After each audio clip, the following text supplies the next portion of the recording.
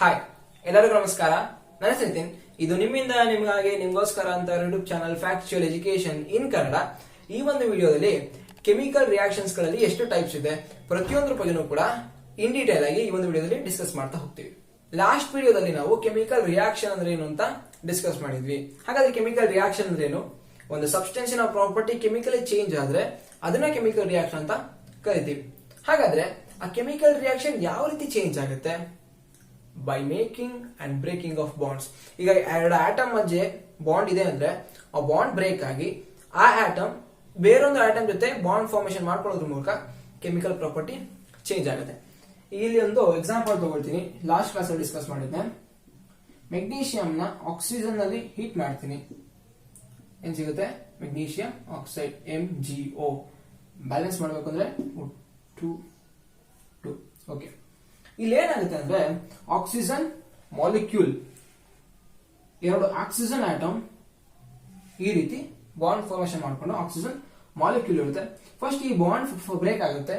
Break ಆಗಿ separate oxygen atom ಆಗುತ್ತೆ. ಪ್ರತಿಯೊಂದು ಆಕ್ಸಿಜನ್ ಆಟಮ್ ಕೂಡ ಇಂಡಿವಿಜುವಲ್ ಆಗಿ ಒಂದು ಮೆಗ್ನೀಷಿಯಂ ಆಟಮ್ ಜೊತೆ ರಿಯಾಕ್ಟ್ ಆಗಿ MgO ಅಂದ್ರೆ ಮೆಗ್ನೀಷಿಯಂ ಆಟಮ್ ಮತ್ತೆ ಆಕ್ಸಿಜನ್ ಆಟಮ್ ಮಧ್ಯೆ ಒಂದು ಹೊಸ ಬಾಂಡ್ ಫಾರ್ಮೇಶನ್ ಆಗುತ್ತೆ. ಅಂದ್ರೆ ಮುಂಚೆ ಆಕ್ಸಿಜನ್ ಮಾಲಿಕ್ಯೂಲ್ ಮಧ್ಯೆ ಇದ್ದಂತಹ ಬಾಂಡ್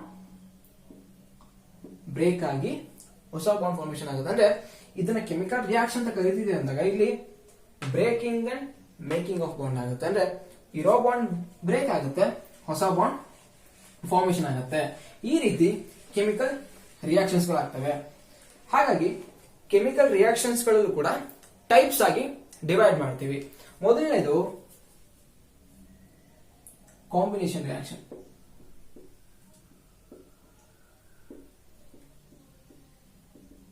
ಇಂಡಿವಿಜುವಲ್ ಆಗಿ ಡಿಸ್ಕಸ್ ಮಾಡ್ತೀವಿ ಒಂದೊಂದ್ರ ಬಗ್ಗೆನೂ. Second one decomposition reaction.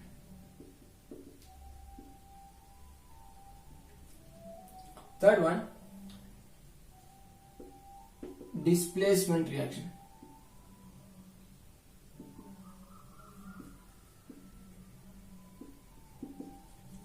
Fourth one, double displacement reaction.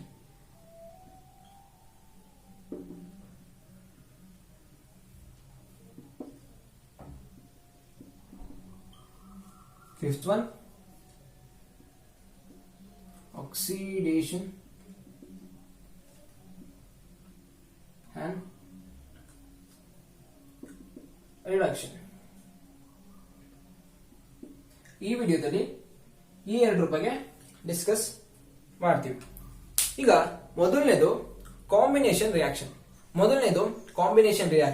ನಾವು ಯಾವುದೇ ಟೈಪ್ ಆಫ್ ರಿಯಾಕ್ಷನ್ ಡಿಸ್ಕಸ್ ಮಾಡೋಕೆ ಮುಂಚೆ ಒಂದು ಎಕ್ಸ್ಪೆರಿಮೆಂಟ್ ನ ಅನಲೈಸ್ ಮಾಡ್ತೀವಿ. ಆ ನಂತರ ರಿಯಾಕ್ಷನ್ ಅಂದ್ರೆ ಏನು, ಅದ್ರ ಬಗ್ಗೆ ಎಕ್ಸಾಂಪಲ್ ಎಲ್ಲ ಡಿಸ್ಕಸ್ ಮಾಡ್ತೀವಿ. ಮೊದಲನೇದು ಒಂದು ಎಕ್ಸ್ಪೆರಿಮೆಂಟ್. ಹೆಂಗ್ ಕೊಟ್ಟಿದ್ದಾರೆ? ಒಂದು ಬೀಕರ್ ತಗೊಳ್ಳಿ.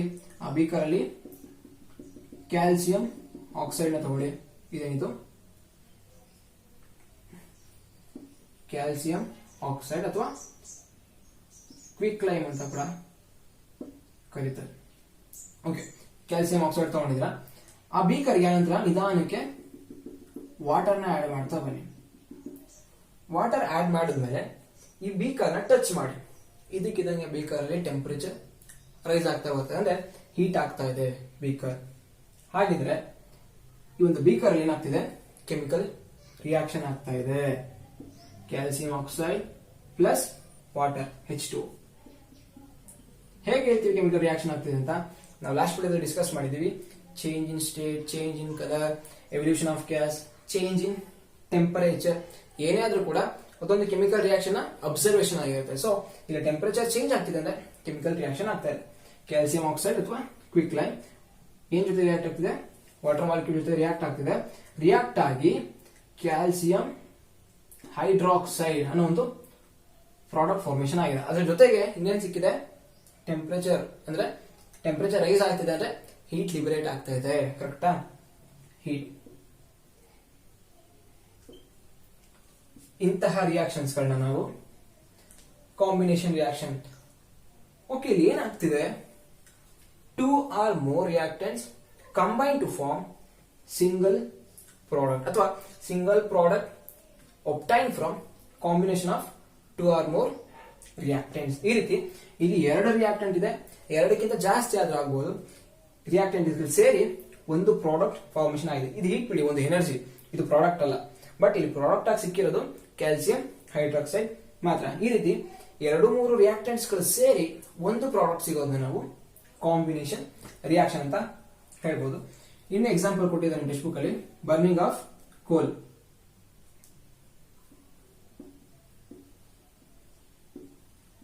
ಬರ್ನಿಂಗ್ ಆಫ್ ಕೋಲ್ ಅಂದ್ರೆ carbon reacting with oxygen. Burning ಅಂದ್ರೆ ಏನು? ಅಟ್ಮಾಸ್ಫಿಯರಿಕ್ ಆಕ್ಸಿಜನ್ ಜೊತೆಗೆ ಅದು ರಿಯಾಕ್ಟ್ ಆಗಬೇಕಲ್ವಾ, ರಿಯಾಕ್ಟ್ ಆಗಿ CO2 ಫಾರ್ಮೇಶನ್ ಆಗಿದೆ. ಕಾರ್ಬನ್ ಸಾಲಿಡ್, ಗ್ಯಾಸ್, ಇದು ಕೂಡ ಹೀಗೆ ಗ್ಯಾಸ್ ಬ್ಯಾಲೆನ್ಸ್ ಆಗಿದೆಯಾ? ಓಕೆ. ಅಲ್ಲಿ H2 ಇದೆ, H2 oxygen 2, oxygen 2, calcium. Okay, balance ಆಗಿದೆ. ಮತ್ತೊಂದು ಎಕ್ಸಾಂಪಲ್ ಕೊಟ್ಟಿದ್ದಾರೆ, formation of water from oxygen hydrogen gas H2 and O2 ಅಂತ ಬರ್ಕೊಳ್ಳಿ. H2 plus O2 gives rise to H2O. Gas liquid. Balance ಮಾಡಿ. Hydrogen 2 ಇದೆ, ಆಕ್ಸಿಜನ್ 2 ಇದೆ, ಇಲ್ಲಿ ಆಕ್ಸಿಜನ್ 2 ಬೇಕು ಅಂದ್ರೆ 2 ಹಾಕ್ತೀನಿ. ಈಗ ಹೈಡ್ರೋಜನ್ ಚೇಂಜ್ ಆಯ್ತು, 4 ಇದೆ, 2 ಹಾಕಿದ್ರೆ ಇದು 4 ಆಯ್ತು. ಈ ಮೂರನ್ನು ಅಬ್ಸರ್ವ್ ಮಾಡಿ, 2 ರಿಯಾಕ್ಟೆಂಟ್ಗಳು ಸೇರಿ ಒಂದು ಪ್ರಾಡಕ್ಟ್ ಫಾರ್ಮೇಶನ್ ಇದೆ. ಅಂದ್ರೆ ಇಲ್ಲಿ ರಿಯಾಕ್ಟೆಂಟ್ ಎಷ್ಟಿದೆ ಅಂತ ನೋಡಕ್ ಹೋಗ್ಬಿಡಿ, ಬಟ್ ಪ್ರಾಡಕ್ಟ್ ಮಾತ್ರ ಎಲ್ಲಾ ಕಡೆನೂ ಒಂದೇ ಇದೆ. ಬರೀ 2 ಅಂತಲ್ಲ, ಎಷ್ಟೇ ರಿಯಾಕ್ಟೆಂಟ್ ಅಥವಾ 2 or more reactants combined to form single product ಅಂತ ಹೇಳ್ತಾ ಇರೋದು. ಅಂದ್ರೆ ಪ್ರಾಡಕ್ಟ್ ಸಿಂಗಲ್ ಇರಬೇಕು, ರಿಯಾಕ್ಟೆಂಟ್ ಎಷ್ಟಾದ್ರೂ ಆಗಿರ್ಬೋದು, 2ಕ್ಕಿಂತ ಜಾಸ್ತಿ. ಅಂತ ರಿಯಾಕ್ಷನ್ಸ್ ಗಳನ್ನ ನಾವು ಕಾಂಬಿನೇಷನ್ ರಿಯಾಕ್ಷನ್ ಅಂತ ಕರಿತೀವಿ. ಇನ್ನು ಕೆಲವು ರಿಯಾಕ್ಷನ್ಸ್ ಗಳಲ್ಲಿ ಪ್ರಾಡಕ್ಟ್ ಜೊತೆಗೆ ಹೀಟ್ ಲಿಬರೇಟ್ ಆಗುತ್ತೆ, liberation of heat takes place. ಅಂತ ರಿಯಾಕ್ಷನ್ ಗಳನ್ನ ನಾವು ಎಕ್ಸೋಥರ್ಮಿಕ್ ರಿಯಾಕ್ಷನ್ಸ್ ಅಂತ ಕರಿತೀವಿ. ಇಷ್ಟರಲ್ಲಿ ಯಾವ್ದಿದೆ ಅದು? ಇಲ್ಲಿ ಕ್ಯಾಲ್ಸಿಯಂ ಆಕ್ಸೈಡ್ ವಾಟರ್ ಮಾಲಿಕ್ಯೂಲ್ ಜೊತೆಗೆ ರಿಯಾಕ್ಟ್ ಮಾಡೋ ಜೊತೆಗೆ ಕ್ಯಾಲ್ಸಿಯಂ ಹೈಡ್ರಾಕ್ಸೈಡ್ ಬಂದಿದೆ, ಜೊತೆಗೆ ಹೀಟ್ ಕೂಡ ಲಿಬರೇಟ್ ಆಗಿದೆ. ಅದಕ್ಕೆ ಇಲ್ಲಿ ಬೀಕರ್ ಸ್ವಲ್ಪ ಹೀಟ್ ಆಗಿದ್ದು, ಟೆಂಪರೇಚರ್ ಜಾಸ್ತಿ ಆಗಿದ್ದು ಒಂದು ರೀಜನ್ ಅಲ್ಲಿ. ಸೊ ಎಕ್ಸೋಥರ್ಮಿಕ್ ರಿಯಾಕ್ಷನ್ ಅಂದ್ರೇನು? The reaction in which product heat is liberated along with the formation of product. ಅಂದ್ರೆ ರಿಯಾಕ್ಷನ್ ಆಗಿದೆ, ಪ್ರಾಡಕ್ಟ್ ಕೂಡ ಬಂದಿದೆ, ಅದ್ರ ಜೊತೆಗೆ ಹೀಟ್ ಕೂಡ ಲಿಬರೇಟ್ ಆಗುತ್ತೆ. ಅಂತ ರಿಯಾಕ್ಷನ್ಸ್ ಗಳನ್ನ ನಾವು ಹೆಕ್ಸೋಥರ್ಮಿಕ್, ಹೆಕ್ಸೋ ಮೀನ್ಸ್ ಲಿಬರೇಟ್ ಮಾಡೋದು, ಹೆಕ್ಸೋಥರ್ಮಿಕ್ ಹೀಟ್ ನ ಲಿಬರೇಟ್ ಮಾಡೋದನ್ನ ಹೆಕ್ಸೋಥರ್ಮಿಕ್ ರಿಯಾಕ್ಷನ್ಸ್ ಅಂತ ಕರಿತೀವಿ. ಇನ್ನೂ ಕೂಡ ಎಕ್ಸಾಂಪಲ್ ಕೊಟ್ಟಿದ್ದಾರೆ. NH4 ಮೀಥೇನ್ ಗ್ಯಾಸ್ ಆಕ್ಸಿಜನ್ ಅಲ್ಲಿ ಬರ್ನ್ ಆದಾಗ CO2 ಪ್ಲಸ್ H2O ಅಂದ್ರೆ ಮೀಥೇನ್ ಮಾಲಿಕ್ಯೂಲ್ ಆಕ್ಸಿಜನ್ ಜೊತೆ ರಿಯಾಕ್ಟ್ ಆದಾಗ ಕಾರ್ಬನ್ ಡೈಆಕ್ಸೈಡ್ ಮತ್ತೆ ವಾಟರ್ ಮಾಲಿಕ್ಯೂಲ್ ಲಿಬರೇಟ್ ಆಗುತ್ತೆ. ಅಥವಾ ಬರ್ನಿಂಗ್ ಆಫ್ ಮೀಥೇನ್ ಗ್ಯಾಸ್ ಅಂತ ಹೇಳ್ಬೋದು, ಅಥವಾ ನ್ಯಾಚುರಲ್ ಗ್ಯಾಸ್ ಅಂತ ಹೇಳ್ಬೋದು. ಆಗ ಕಾರ್ಬನ್ ಡೈಆಕ್ಸೈಡ್ ಮತ್ತೆ ವಾಟರ್ ಮಾಲಿಕ್ಯೂಲ್ ಬರುತ್ತೆ. ಈಗ ಬ್ಯಾಲೆನ್ಸ್ ಮಾಡೋದು ಹೇಗೆ? 5 2 3 3 ಇಲ್ಲಿ ತಗೊಳ್ತೀನಿ. ಹೈಡ್ರೋಜನ್ 4 ಇದೆ, 4 ಮಾಡ್ಬೇಕಂದ್ರೆ 2 4 4 ಈಕ್ವಲ್ ಆಯ್ತು. ಕಾರ್ಬನ್ ಕೂಡ ಈಕ್ವಲ್ ಆಗಿದೆ. ಆಕ್ಸಿಜನ್ 2 4 ಇದೆ, ಸೊ 4 ಆಯ್ತಲ್ವಾ? Carbon 1 oxygen 4, sorry hydrogen 4 oxygen 4, so 2 4 equate ಆಯ್ತಲ್ಲ. ಇದೊಂದು example burning of natural gas. ಅನ್ನೊಂದು ರೆಸ್ಪಿರೇಷನ್ ಕೂಡ ಇನ್ನೊಂದು example. C6H12O6 plus O2 gives rise to CO2 plus H2O plus energy.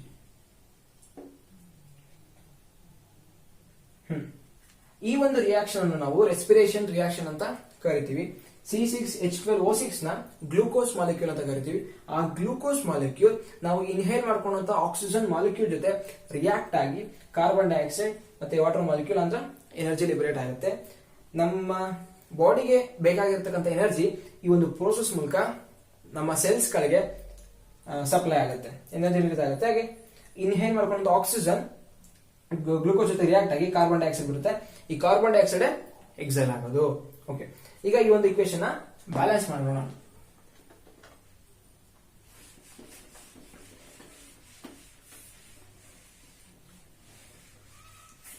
First ಇದನ್ನ ಸೆಲೆಕ್ಟ್ ಮಾಡ್ಕೊಳ್ತೀನಿ. ಇದರಲ್ಲಿ ಫಸ್ಟ್ ಕಾರ್ಬನ್ ಬ್ಯಾಲೆನ್ಸ್ ಮಾಡೋಣ. C6 ಇದು 6 ಬೇಕಲ್ವಾ? ಓಕೆ, 6 ಆಯ್ತು. 12 ಆಕ್ಸಿಜನ್ 6 12 ಬೇಕು ಅಂದ್ರೆ 6 ಹಾಕೋಯ್ತು, 12 ಆಯ್ತು. C6H12. ಆಕ್ಸಿಜನ್ ಒಂದು ಬ್ಯಾಲೆನ್ಸ್ ಮಾಡಬೇಕು. ಇಲ್ಲಿ ಆಕ್ಸಿಜನ್ ಎಷ್ಟಿದೆ? ಇಲ್ಲಿ 6 + 2 8 ಇದೆ. ಅಲ್ಲಿ ಆಕ್ಸಿಜನ್ ಬಂದು 12 + 6 18 ಇದೆ. ಇಲ್ಲಿ 8 ಇಲ್ಲಿ 18. Okay, trial and error method ಮಾಡಬೇಕಾಗುತ್ತೆ. ಇಲ್ಲಿ ಯಾವ ಎಷ್ಟು ಹಾಕಿದ್ರೆ 12 + 6 18 ಆಗುತ್ತೆ. ಇಲ್ಲಿ 6 ಹಾಕಿ ನೋಡಿ. ಓಕೆನಾ? 6 2 12, 12 + 6 18. ಈಗ ಮತ್ತೆ ನೋಡಿ, ಕಾರ್ಬನ್ ಮಾಲಿಕ್ಯೂಲ್ 6 ಇದೆ, ಕಾರ್ಬನ್ ಆಟಮ್ 6 ಇದೆ, ಇಲ್ಲೂ ಕಾರ್ಬನ್ ಆಟಮ್ 6 ಇದೆ. ಹೈಡ್ರೋಜನ್ 12 ಇದೆ, 6 2 12 ಇದೆ. ಇಲ್ಲಿ ಆಕ್ಸಿಜನ್ 6 + 12 6 2 12 18 ಇದೆ. ಇಲ್ಲೂ ಅಷ್ಟೇ 6 2 12 12 + 6 18. ಈಗ ಇದೊಂದು ಇಕ್ವೇಶನ್ ಬ್ಯಾಲೆನ್ಸ್ ಆಗಿದೆ. ಇದೆರಡು ಎಕ್ಸೋಥರ್ಮಿಕ್ ರಿಯಾಕ್ಷನ್ ಅಂದ್ರೆ ರಿಯಾಕ್ಷನ್ ಆಗಿ ಪ್ರಾಡಕ್ಟ್ಗಳು ಸಿಗೋದ್ರ ಜೊತೆಗೆ ಟೆಂಪರೇಚರ್ ಅಥವಾ ಹೀಟ್ ಕೂಡ ರಿಲೀಸ್ ಆಗುತ್ತೆ. ಇದು ಕಾಂಬಿನೇಷನ್ ರಿಯಾಕ್ಷನ್ ಎಕ್ಸಾಂಪಲ್ ಅಲ್ಲ, ಎಕ್ಸೋಥರ್ಮಿಕ್ ರಿಯಾಕ್ಷನ್ ಗೆ ಎಕ್ಸಾಂಪಲ್ ಕೊಟ್ಟಿರೋದು. ಆಮೇಲೆ ನೀವು ಇದನ್ನ ಕನ್ಫ್ಯೂಸ್ ಮಾಡ್ಕೋಬೇಡಿ, ಈ ಕಾಂಬಿನೇಷನ್ ರಿಯಾಕ್ಷನ್ ಗೆ ಇದನ್ನು ಕೊಡ್ತಿದ್ರು ಅಂತ ಇಲ್ಲ. ಕಾಂಬಿನೇಷನ್ ರಿಯಾಕ್ಷನ್ ಗೆ ಈ ಒಂದು ರಿಯಾಕ್ಷನ್ ಜೊತೆಗೆ ಇಲ್ಲಿ ಬರ್ನಿಂಗ್ ಆಫ್ ಕೋಲ್ ನಂತರ ಇನ್ನೊಂದು ಎಕ್ಸಾಂಪಲ್ ಕೊಟ್ಟಿದ್ದಲ್ಲ, ಅದು ಕಾಂಬಿನೇಷನ್ ರಿಯಾಕ್ಷನ್ ಎಕ್ಸಾಂಪಲ್. ಇದು ಬಂದ್ಬಿಟ್ಟು ಎಕ್ಸೋಥರ್ಮಿಕ್ ರಿಯಾಕ್ಷನ್ಸ್ ಗಳಿಗೆ. ಎಕ್ಸೋಥರ್ಮಿಕ್ ರಿಯಾಕ್ಷನ್ ಅಂದ್ರೆ ಏನು? ಪ್ರಾಡಕ್ಟ್ ಸಿಗೋದ್ರ ಜೊತೆಗೆ ಹೀಟ್ ಕೂಡ ಲಿಬರೇಟ್ ಆಗುತ್ತೆ. ಅದನ್ನ ಅಂತ ರಿಯಾಕ್ಷನ್ ಎಕ್ಸೋಥರ್ಮಿಕ್ ರಿಯಾಕ್ಷನ್ ಅಂತ ಕರಿತೀವಿ.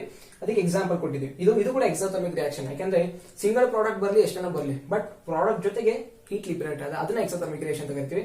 ಇದು ಕೂಡ ಎಕ್ಸೋಥರ್ಮಿಕ್ ರಿಯಾಕ್ಷನ್ ಎಕ್ಸಾಂಪಲ್. ಅದ್ರ ಜೊತೆಗೆ ಇದೊಂದು ಎಕ್ಸಾಂಪಲ್ ಯಾವ ರೀತಿ? ಫಸ್ಟ್ ಬರ್ನಿಂಗ್ ಆಫ್ ಮೀಥೇನ್, ಇದು ಸೆಕೆಂಡ್ ಎಕ್ಸಾಂಪಲ್, ಇದು ಫಸ್ಟ್ ಎಕ್ಸಾಂಪಲ್, ಇದು ಥರ್ಡ್ ರೆಸ್ಪಿರೇಷನ್ ರಿಯಾಕ್ಷನ್. ಫೋರ್ತ್ ಒಂದು ಕೊಟ್ಟಿದ್ದಾರೆ decomposition of vegetable matters. Reaction ಕೊಟ್ಟಿಲ್ಲ, ಎಷ್ಟೊಂದು ಸ್ಟೇಟ್ಮೆಂಟ್ ಕೊಟ್ಟಿದ್ದಾರೆ. ಇದಿಷ್ಟು ಕೂಡ ಎಕ್ಸೋಥರ್ಮಿಕ್ ರಿಯಾಕ್ಷನ್ಸ್ ಗಳಿಗೆ ಎಕ್ಸಾಂಪಲ್. ಈಗ ಡಿಕಾಂಪೋಸಿಷನ್ ರಿಯಾಕ್ಷನ್ ಒಂದು ಎಕ್ಸ್ಪೆರಿಮೆಂಟ್ ಕೊಟ್ಟಿದ್ದಾರೆ. ಒಂದು ಟೆಸ್ಟ್ ಟ್ಯೂಬ್ ತಗೊಳ್ಳಿ. ಆ ಟೆಸ್ಟ್ ಟ್ಯೂಬ್ ಅಲ್ಲಿ ಫೆರಸ್ ಸಲ್ಫೇಟ್ ಕ್ರಿಸ್ಟಲ್ ತಗೊಳ್ಳಿ, ಅಂದ್ರೆ FeSO4 ಕ್ರಿಸ್ಟಲ್ಸ್ ನ ತಗೊಳ್ಳಿ. ಈ ಕ್ರಿಸ್ಟಲ್ಸ್ ನ ಹೀಟ್ ಮಾಡ್ತಾ ಹೋಗಿ. ಹೀಟ್ ಮಾಡ್ತಾ ಈ ಟೆಸ್ಟ್ ಟ್ಯೂಬ್ ಇಂದ ಒಂದು ವಿಚಿತ್ರವಾಗಿರೋ ಸ್ಮೆಲ್ ಬರ್ತಾ ಹೋಗುತ್ತೆ. ಸ್ಮೆಲ್ ಅಂದ್ರೆ ಏನು? ಗ್ಯಾಸ್ ಎವಲ್ವ್ ಆಗ್ತಿದೆ ಅರ್ಥ. ಆ ನಂತರ ಏನಾಗುತ್ತೆ, ಹಂಗೆ ಹೀಟ್ ಮಾಡ್ತಾ ಈ ಕ್ರಿಸ್ಟಲ್ ಕಲರ್ ಕೂಡ ಚೇಂಜ್ ಆಗುತ್ತೆ. ಮುಂಚೆ ಇದ್ರ ಕಲರ್ ಬಂದು ಗ್ರೀನ್ ಕಲರ್ ಇರುತ್ತೆ. ಗ್ರೀನ್ ಕಲರ್ ಇದ್ದಿದ್ದು ಹೀಟ್ ಮಾಡ್ತಾ ರೆಡ್ಡಿಶ್ ಬ್ರೌನ್ ಕಲರ್ಗೆ ಚೇಂಜ್ ಆಗ್ತಿದೆ. ಹಾಗಾದ್ರೆ ಏನಾಗ್ತಿದೆ? ಗೇನ್ ಕೆಮಿಕಲ್ ರಿಯಾಕ್ಷನ್ ಆಗ್ತಿದೆ. FeSO4 ಕ್ರಿಸ್ಟಲ್ ಹೀಟ್ ತಾನೇ ಮಾಡ್ತಿರೋದು ನಾವು. ಹೀಟ್ ಮಾಡ್ತಿರೋದ್ರಿಂದ Fe2O3 ಗ್ಯಾಸ್ ಏನ್ ಬಂದಿದೆಯಲ್ಲ, ಅದರಲ್ಲಿ ಒಂದು ಸಲ್ಫರ್ ಡೈಆಕ್ಸೈಡ್, ಇನ್ನೊಂದು ಸಲ್ಫರ್ ಟ್ರೈಆಕ್ಸೈಡ್. ಇದು ಫೆರಸ್ ಸಲ್ಫೇಟ್. ಇದನ್ನು ನಾವು ಫೆರಿಕ್ ಆಕ್ಸೈಡ್ ಅಂತ ಕರಿತೀವಿ. ಇದೆ ರೆಡ್ಡಿಶ್ ಬ್ರೌನ್ ಕಲರ್ ಚೇಂಜ್ ಆಗಿರೋದು. ಈ ತರ ಒಂದು ರಿಯಾಕ್ಷನ್ ನಾವು ಡಿಕಾಂಪೋಸಿಷನ್ ರಿಯಾಕ್ಷನ್ ಅಂತ ಕರಿತೀವಿ. ಅಂದ್ರೆ ಸಿಂಗಲ್ ರಿಯಾಕ್ಟೆಂಟ್ ಇದ್ದಿದ್ದು ಸಿಂಪಲ್ ಪ್ರಾಡಕ್ಟ್ಸ್ ಆಗಿ ಫಾರ್ಮೇಶನ್ ಆಗಿದೆ. ಅಂದ್ರೆ the reaction in which single reactant breaks down to simple products ಅಥವಾ 2 or more ಪ್ರಾಡಕ್ಟ್ಸ್ ಅಂತ ಹೇಳ್ಬೋದು. ನಿಮ್ ಟೆಕ್ಸ್ಟ್ ಬುಕ್ ಅಲ್ಲಿ ಸಿಂಪಲ್ ಪ್ರಾಡಕ್ಟ್ಸ್ ಅಂತ ಕೊಟ್ಟಿದೆ, ಅಂದ್ರೆ ಪ್ಲೂರಲ್ ಪ್ರಾಡಕ್ಟ್ಸ್. ಸೊ ಅಂದ್ರೆ 2 or more ಅಂತಾನೆ ಅರ್ಥ. The reaction in which single reactant breaks down to give simple products ಅಂತ ರಿಯಾಕ್ಷನ್ಸ್ ಗಳನ್ನ ಡಿಕಾಂಪೋಸಿಷನ್ ರಿಯಾಕ್ಷನ್ ಅಂತ ಕರಿತೀವಿ. ಈ ಒಂದು ರಿಯಾಕ್ಷನ್ ನೋಡಿ, ಫೆರಸ್ ಸಲ್ಫೇಟ್ ಕ್ರಿಸ್ಟಲ್ ಇದ್ದಿದ್ದು ಫೆರಿಕ್ ಆಕ್ಸೈಡ್ ಆಗಿ ಜೊತೆಗೆ SO2 SO3 ಗ್ಯಾಸ್ಗಳು ಕೂಡ ಎವಾಲ್ವ್ ಆಗಿದೆ. ನಾರ್ಮಲ್ ಆಗಿ ಈ ಡಿಕಾಂಪೋಸಿಷನ್ ರಿಯಾಕ್ಷನ್ ನ 3 ರೀತಿ ಮಾಡ್ತಾರೆ. ಒಂದು ಹೀಟ್ ಮಾಡೋದ್ರ ಮೂಲಕ, ಇನ್ನೊಂದು ಸನ್ಲೈಟ್ ಇಂದ, ಮತ್ತೊಂದು ಎಲೆಕ್ಟ್ರಿಸಿಟಿ ಪಾಸ್ ಮಾಡೋದ್ರ ಮೂಲಕ ಈ ಡಿಕಾಂಪೋಸಿಷನ್ ರಿಯಾಕ್ಷನ್ ಆಗುತ್ತೆ. ಈ ಒಂದು ಕೇಸಲ್ಲಿ ಅಂದ್ರೆ ಫೆರಸ್ ಸಲ್ಫೇಟ್ ಫೆರಿಕ್ ಆಕ್ಸೈಡ್ ಆಗೋದು ಹೀಟ್ ಮಾಡೋದ್ರ ಮೂಲಕ ಆಗಿದೆ. ಹಾಗಂತ ಇದನ್ನ ನಾವು ಎಲೆಕ್ಟ್ರಿಸಿಟಿ ಪಾಸ್ ಮಾಡಿದ್ರೆ ಸನ್ಲೈಟ್ ಮೂಲಕ ಆಗಲ್ಲ. ಈ ಒಂದು ರಿಯಾಕ್ಷನ್ ಹೀಟ್ ಇಂದಾನೆ ಆಗುತ್ತೆ. ಬಟ್ ಇನ್ನು ಕೆಲವು ರಿಯಾಕ್ಷನ್ಗಳು ಸನ್ಲೈಟ್ ಮೂಲಕ ಡಿಕಾಂಪೋಸಿಷನ್ ಆಗುತ್ತೆ. ಇನ್ನು ಕೆಲವು ರಿಯಾಕ್ಷನ್ಗಳು ಎಲೆಕ್ಟ್ರಿಸಿಟಿ ಪಾಸ್ ಮಾಡೋದ್ರ ಮೂಲಕ ಡಿಕಾಂಪೋಸಿಷನ್ ರಿಯಾಕ್ಷನ್ ಆಗುತ್ತೆ. ಈಗ ಮತ್ತೊಂದು ಎಕ್ಸಾಂಪಲ್ ತಗೊಳ್ತಾ ಇದೀವಿ, ಈ ಡಿಕಾಂಪೋಸಿಷನ್ ರಿಯಾಕ್ಷನ್ ಹೀಟ್ ಮಾಡೋದ್ರ ಮೂಲಕ ಯಾವ ರೀತಿ ಆಗುತ್ತೆ ಅಂತ. Second one, decomposition of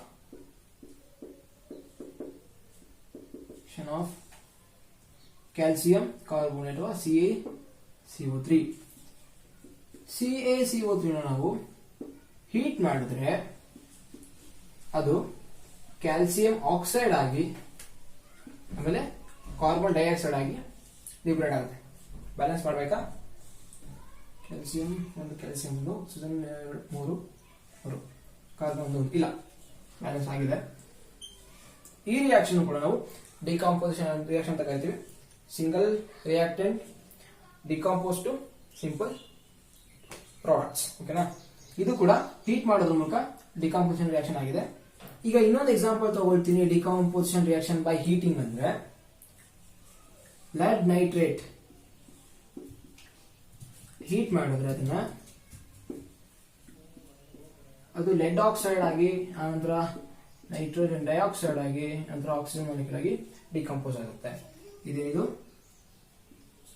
LED nitrate, ಇದು ಲೆಡ್ ಆಕ್ಸೈಡ್, ಇದು ನೈಟ್ರೋಜನ್ ಡೈಆಕ್ಸೈಡ್, 2 ಆಕ್ಸಿಜನ್ ಆಟಮ್ ಇದೆ ಅದಕ್ಕೆ ಡೈಆಕ್ಸೈಡ್, ಇದು ಆಕ್ಸಿಜನ್. ಇದನ್ನು ಕೂಡ ನಾವು ಡಿಕಾಂಪೋಸಿಷನ್ ರಿಯಾಕ್ಷನ್ ಅಂತ ಕರಿತೀವಿ. ಅಂದ್ರೆ ಸಿಂಗಲ್ ರಿಯಾಕ್ಟೆಂಟ್ ಸಿಂಪಲ್ ಪ್ರಾಡಕ್ಟ್ಸ್ ಗಳಾಗಿ ಡಿಕಂಪೋಸ್ ಆಗಿದೆ. ಇದು ಕೂಡ ಒಂದು ಡಿಕಾಂಪೋಸಿಷನ್ ರಿಯಾಕ್ಷನ್. ಎಲೆಕ್ಟ್ರಿಸಿಟಿನ ಯೂಸ್ ಮಾಡಿಕೊಂಡು ಕೂಡ ಡಿಕಾಂಪೋಸಿಷನ್ ರಿಯಾಕ್ಷನ್ ನ ಮಾಡಬಹುದು ಅಂತ ಹೇಳಿದ್ದೆ. ಈಗ ಅದಕ್ಕೊಂದು ಎಕ್ಸಾಂಪಲ್ ನ ನೋಡೋಣ. ಸೇಮ್ ಒಂದು ಎಕ್ಸ್ಪೆರಿಮೆಂಟ್ ಇದೆ. ಒಂದು ಬೀಕರ್ ತಗೊಳ್ಳಿ. ಬೀಕರ್ ಅಲ್ಲಿ 2 ಹೋಲ್ ಮಾಡಿಬಿಟ್ಟು 2 ಕಡೆ ಕಾರ್ಬನ್ ಎಲೆಕ್ಟ್ರೋಡ್ಸ್ ನ ಕನೆಕ್ಟ್ ಮಾಡಿ. ಇವನ್ನ ನಾವು ಕಾರ್ಬನ್ ಎಲೆಕ್ಟ್ರೋಡ್ಸ್ ಅಂತ. ಈ ಕಾರ್ಬನ್ ಎಲೆಕ್ಟ್ರೋಡ್ಸ್ಗೆ ಬ್ಯಾಟರಿ ಕನೆಕ್ಟ್ ಮಾಡಿ, 6 ವೋಲ್ಟ್ ಎನರ್ಜಿ ಸೋರ್ಸ್. ಆನಂತರ ಈ ಬೀಕರ್ಗೆ ವಾಟರ್ನ ಫಿಲ್ ಮಾಡಿ ಫುಲ್ ಕಂಪ್ಲೀಟ್ ಆಗಿ ಏನ್ ಎಲೆಕ್ಟ್ರೋಡ್ಸ್ ಇದೆಯಲ್ಲ ಅದು ಕಂಪ್ಲೀಟ್ ಆಗಿ ಡಿಪ್ ಆಗಬೇಕು. ಅಲ್ಲಿವರೆಗೂ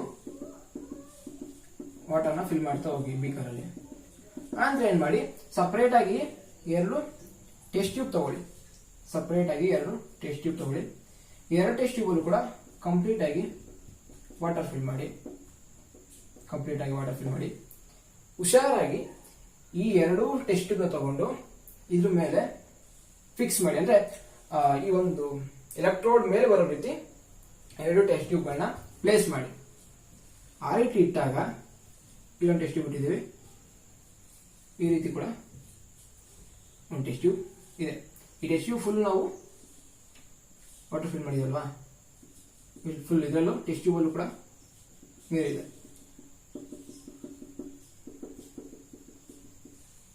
ಕಂಪ್ಲೀಟ್ ಫುಲ್. ಅದಕ್ಕೆ ಹೇಳಿದ್ರೆ ಕೇರ್ಫುಲ್ ಆಗಿ ಹಾಕಿ ಅಂತ ಅದರೊಳಗಡೆ. ಓಕೆ, ಇದು ಇನಿಷಿಯಲ್ ಟೈಮ್. ಅಂದ್ರೆ ಯಾವಾಗ ನಾವು ಅಪ್ಯಾರೆಟಸ್ ಎಲ್ಲ ಕನೆಕ್ಟ್ ಮಾಡಿದಾಗ, ಬ್ಯಾಟ್ರಿ ಕನೆಕ್ಟ್ ಮಾಡಿದಾಗ ಇನಿಷಿಯಲಿ ಈ ರೀತಿ ಇರುತ್ತೆ. ಅಂದ್ರೆ ಟೆಸ್ಟ್ ಟ್ಯೂಬ್ ಫುಲ್ಲು ನೀರು ತಗೊಂಡಿವಲ್ಲ ಅದನ್ನ ಉಲ್ಟಾ ಹಿಂಗೆ ದಬ ಹಾಕಿದಾಗ ಕಂಪ್ಲೀಟ್ ಆಗಿ ಅದು ಫುಲ್ ವಾಟರ್ ಇರುತ್ತೆ. ಸ್ವಲ್ಪ ಹೊತ್ತು ಬಿಟ್ಕೊಂಡು ನೋಡಿದ್ರೆ ಸ್ವಲ್ಪ ಆದ್ಮೇಲೆ ನೋಡಿದ್ರೆ ಒಂದು 20 ಮಿನಿಟ್ಸ್ ಬಿಟ್ಟು ಆದ್ಮೇಲೆ ನೋಡಿದ್ರೆ ಈ ಒಂದು ಟೆಸ್ಟ್ ಟ್ಯೂಬ್ ಅಲ್ಲಿ ವಾಟರ್ ಕಾನ್ಸಂಟ್ರೇಷನ್ ಕಡಿಮೆ ಆಗ್ತಾ ಬರುತ್ತೆ. ವಾಟರ್ ಕಾನ್ಸಂಟ್ರೇಷನ್ ಕಡಿಮೆ ಆಗ್ತಾ ಬರುತ್ತೆ, ಇಲ್ಲಿವರೆಗೂ ಮಾತ್ರ ವಾಟರ್ ಇರುತ್ತೆ. ಹಾಗಾದ್ರೆ ಏನು, ಈ ಒಂದು ಗ್ಯಾಪ್ ಇದೆಯಲ್ಲ, ಈ ಗ್ಯಾಪ್ ಅಲ್ಲಿ ಯಾವುದೋ ಒಂದು ಗ್ಯಾಸ್ ಫಿಲ್ ಆಗ್ತಾ ಇದೆ. ಬರೀ ಇಲ್ಲಲ್ಲ, ಇಲ್ಲೂ ಕೂಡ ಅಷ್ಟೇ, ಇಲ್ಲೂ ಸ್ಪೇಸ್ ಅಲ್ಲಿ ಇಲ್ಲಿವರೆಗೂ ಮಾತ್ರ ವಾಟರ್ ಇದೆ ಇಷ್ಟು, ಬಟ್ ಈ ಒಂದು ಸ್ಪೇಸ್ ಅಲ್ಲೂ ಒಂದು ಗ್ಯಾಸ್ ಫಿಲ್ ಆಗ್ತಾ ಇದೆ. ಸೊ ಎರಡೂ ಟೆಸ್ಟ್ ಟ್ಯೂಬ್ ಅಲ್ಲೂ ಕೂಡ ಒಂದು ಗ್ಯಾಸ್ ಸ್ಟೋರ್ ಆಗ್ತಾ ಬರ್ತಾ ಇದೆ. ಆ ಗ್ಯಾಸ್ ಯಾವ್ಯಾವು ಅಂತ ಸಪರೇಟ್ ಆಗಿ ಕೊಟ್ಟಿಲ್ಲ, ಬಟ್ ಈ ಒಂದು ರಿಯಾಕ್ಷನ್ ಏನಂತ ಕರಿತೀವಿ ನಾವು, ಎಲೆಕ್ಟ್ರೋಲೈಸಿಸ್ ಆಫ್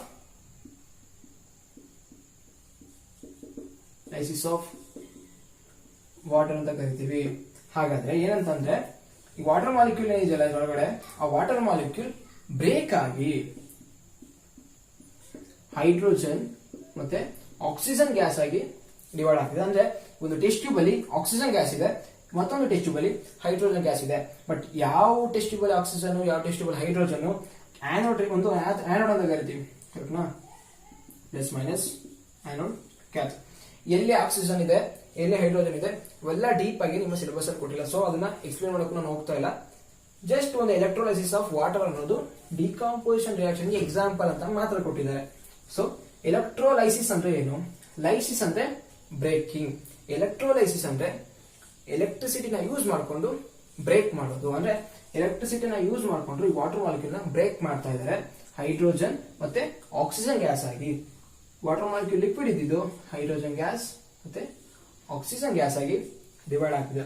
ಸೊ ಇದು ಕೂಡ ಒಂದು ಡಿಕಾಂಪೋಸಿಷನ್ ರಿಯಾಕ್ಷನ್. ಬಟ್ ಇಲ್ಲಿ ನಾವು ಎಲೆಕ್ಟ್ರಿಸಿಟಿ ಯೂಸ್ ಮಾಡಿದ್ವಿ, ಬ್ಯಾಟ್ರಿ ಕನೆಕ್ಟ್ ಮಾಡಿದ್ವಿ. ಬ್ಯಾಟ್ರಿ ಕನೆಕ್ಟ್ ಮಾಡಿದಾಗ ಎಲೆಕ್ಟ್ರಿಸಿಟಿ ಫ್ಲೋ ಆಗಿದೆ. ಸೊ ಡಿಕಾಂಪೋಸಿಷನ್ ರಿಯಾಕ್ಷನ್ ಆಗಿದೆ. Single reactant breaks down to give simple product. So ಈ ಒಂದು ರಿಯಾಕ್ಷನ್ ಎಲೆಕ್ಟ್ರಿಸಿಟಿ ಮೂಲಕ ಆಗಿರೋದ್ರಿಂದ ಇದನ್ನ electrolysis of water. So decomposition reaction ಒಂದು ಎಲೆಕ್ಟ್ರಿಸಿಟಿ ಪಾಸ್ ಮಾಡೋದ್ರ ಮೂಲಕ ಡಿಕಾಂಪೋಸಿಷನ್ ಆಗುತ್ತೆ ಅನ್ನೋದಕ್ಕೆ ಇದು ಒಂದು ಎಕ್ಸಾಂಪಲ್. ಈಗ ಈ ಒಂದು ಡಿಕಾಂಪೋಸಿಷನ್ ರಿಯಾಕ್ಷನ್ ಯಾವ ರೀತಿ ಸನ್ಲೈಟ್ ಮೂಲಕ ಆಗುತ್ತೆ ಅನ್ನೋದ್ರ ಬಗ್ಗೆ ಒಂದು ಎಕ್ಸಾಂಪಲ್ ನೋಡೋಣ. ಒಂದು ಚೈನಾ ಡಿಶ್ ತಗೊಳ್ಳಿ. ಆ ಚೈನಾ ಡಿಶ್ ಅಲ್ಲಿ ಸಿಲ್ವರ್ ಕ್ಲೋರೈಡ್ ಕ್ರಿಸ್ಟಲ್ ನ ತಗೊಳ್ಳಿ, AgCl ಸಿಲ್ವರ್ ಕ್ಲೋರೈಡ್ ಕ್ರಿಸ್ಟಲ್ ಅನ್ನು ತಗೊಳ್ಳಿ. ಆ ಚೈನಾ ಡಿಶ್ ನ ಹೊರಗಡೆ ಇದೆ ಅಂದ್ರೆ ಸನ್ಲೈಟ್ ಅಲ್ಲಿ ಇದೆ. ಮಾಡಿದ ನಾನು ನೆಕ್ಸ್ಟ್ ಡೇ ಒಂದು ಕ್ರಿಸ್ಟಲ್ ನೋಡಿದಾಗ ಮುಂಚೆ ಇದು ವೈಟ್ ಕಲರ್ ಇರುತ್ತೆ, ವೈಟ್ ಕಲರ್. ನೆಕ್ಸ್ಟ್ ಡೇ ನೋಡಿದಾಗ ಇದು ಗ್ರೇ ಕಲರ್ಗೆ ಚೇಂಜ್ ಆಗಿದೆ. ಅಂದ್ರೆ ಚೇಂಜ್ ಇನ್ ಕಲರ್.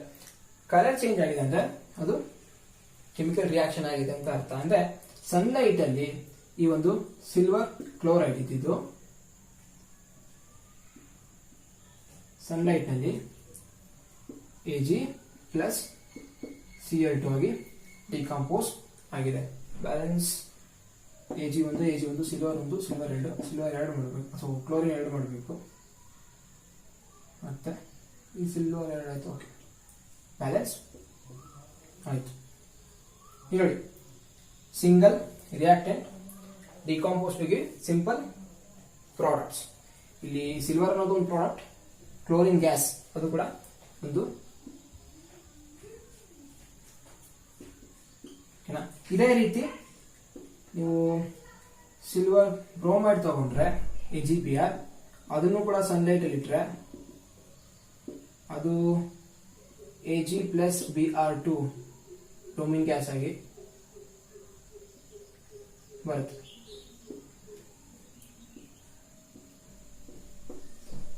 ಇದನ್ನು ಕೂಡ ನಾವು ಡಿಕಾಂಪೋಸಿಷನ್ ರಿಯಾಕ್ಷನ್ ಅಂದ್ರೆ ಒಂದು ಸಿಂಗಲ್ ರಿಯಾಕ್ಟೆಂಟ್ ಇದ್ದು 2 or more ಪ್ರಾಡಕ್ಟ್ಸ್ ಗಳಾಗಿ ಡಿವೈಡ್ ಆಗೋದನ್ನ ಡಿಕಾಂಪೋಸಿಷನ್ ರಿಯಾಕ್ಷನ್ ಅಂತ ಹೇಳ್ತೀವಿ.